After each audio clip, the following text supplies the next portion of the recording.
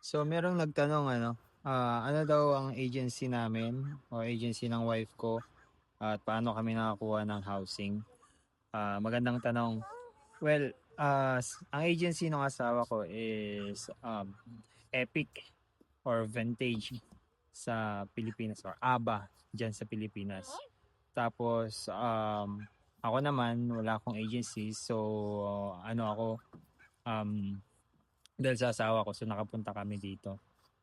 And yung tanong pa na kung paano kami nakuha ng housing. So pagdating sa housing, naghanap kami ng matitirahan dito sa South Carolina, yung malapit sa school na papasukan ng anak ko. So naghanap muna kami ng school na papasukan niya na yung maganda na school, which is yung dito sa lugar namin.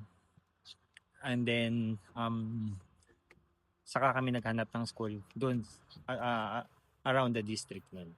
So, para may idea kayo kung paano kayo makakuha ng school na maganda, maayos, search niyo yung niche.com. So, doon yung makikita yung mga list ng mga school na maganda.